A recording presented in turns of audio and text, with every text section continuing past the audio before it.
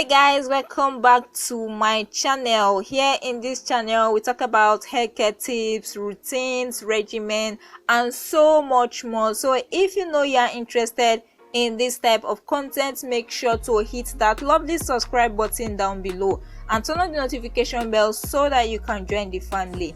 And now without further ado, let's get right into this video. So in today's video we are going to talk about how to use sew-ins to grow your hair.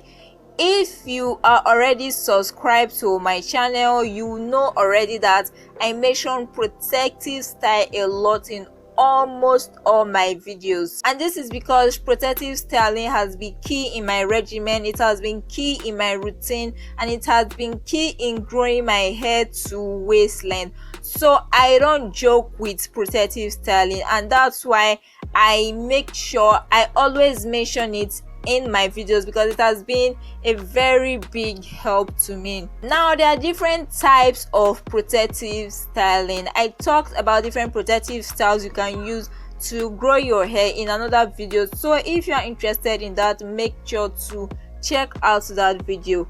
Now when it comes to protective styling, the care you are going to give to braids is not going to be the same you are going to give to sew-ins, it's not going to be the same you are going to give to wigs, and it's not going to be the same as crochet. So when it comes to protective styling, different protective styles require different hair cares to grow your hair. Now using sew-ins to grow your hair starts even before installation of this sew-in. You will agree with me that during a sew-in you have no access to your scalp, or like when you are in box braids where you can actually cleanse your scalp and even go as far as washing your hair and cleaning your scalp. But when it comes to sew-in, you can't do that. Even if you wash your hair in a sew-in, which I have not really tried, you can't be certain that you will get your hair and your scalp scrupulously clean, because when it comes to sew-ins there are going to be limitations. You can't have full access to your scalp unlike when you are in box braids. So you agree with me that putting on sew-ins already has limitations when it comes to washing. Another factor when it comes to sew-ins regarding washing is the process of air drying it. You agree with me also that air drying your hair when it comes to sew-in isn't that effective, because your hair and your scalp is not entirely exposed to the environment and to the air for it to be effective in drying your hair, unless you want to use things like blow dryers to dry your hair. So we can say that sew-ins itself has its own limitation, and that's why the care for sew-ins is different compared to other types of protective styling. Now when it comes to sew-ins, knowing the fact that we won't be able to cleanse our scalp that effectively when in a sew-in, we have to make sure that our scalp is scrupulously clean even before the installation of the sew-in.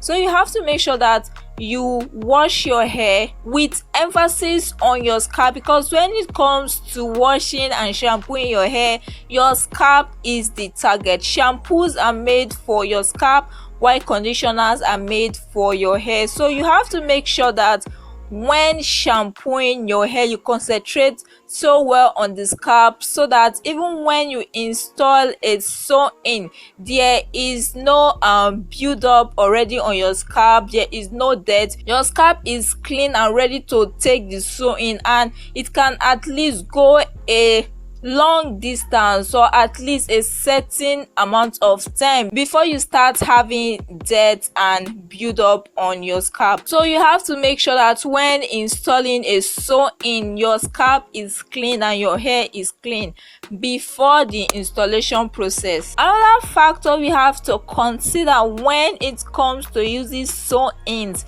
is how clean the sew-in is.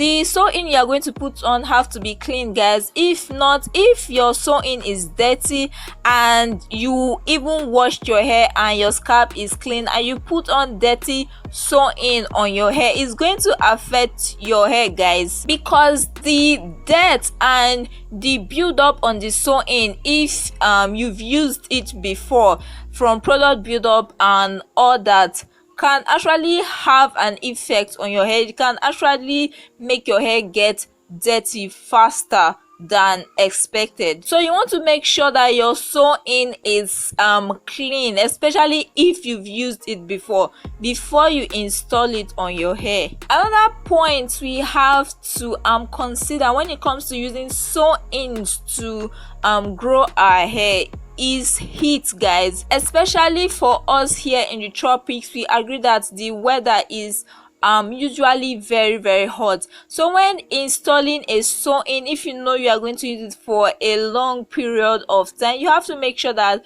the sew-in you are going to use will not be too uncomfortable. It will not stress you out when it comes to heat, and you can comfortably carry it out in a sunny environment or in a sunny weather without having to complain or feeling uncomfortable about heat and all that. And that is why I make sure when picking out my sew-ins, I choose sew-ins that I know that will be comfortable for me to wear even in a sunny weather. So guys, when choosing a sew-in, you have to make sure the sew-in is lightweight and it's not going to be uncomfortable when it comes to temperature and when it comes to heat. So be very careful and wise when choosing your sew-ins. But if it's in a cold weather, like for us in Nigerians, like the Harmattan or the rainy season, you can actually use a heavier sew-in. You can actually move up the scale in choosing your sew-in, but in the hot weather or during the hot weather, you have to choose a sew-in that you know you'll be comfortable with when you go out in the sun. Another factor we have to consider when using sew-ins to grow our hair is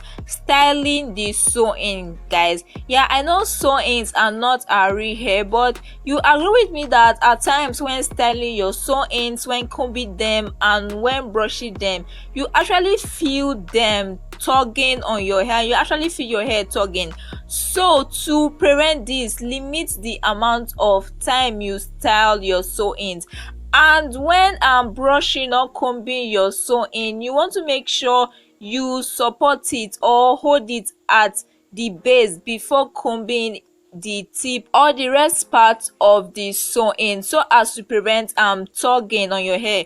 Because the truth is, when you do that over a long period of time and you keep putting that stress on your hair, even though you are not combing or manipulating your hair directly, the stress is also going to be on your hair because of the tugging, which can overall lead to weakness in the hair strands because of repeated micro trauma and friction and all that. So make sure you reduce the styling of your sew-ins, and that's why I always recommend sew-ins that are very easy to manage and does not require too much manipulation. So guys, those are the main tips I have for now when it comes to using sew-ins to grow your hair.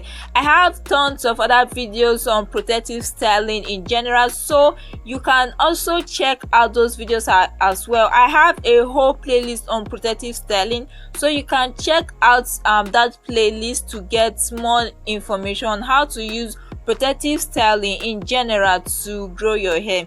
So these are the main tips I can think about for now. If I remember any other tip, I'll make sure to get them across to you in subsequent videos. Yeah guys, I hope you enjoyed this video. Don't forget to give it a big thumbs up, and if you are watching this video and you aren't subscribed already, make sure to hit that subscribe button down below and turn on the notification bell so that you'll be the first to get notified whenever I upload a new video. Thank you so much for watching and stay tuned for more videos. Bye.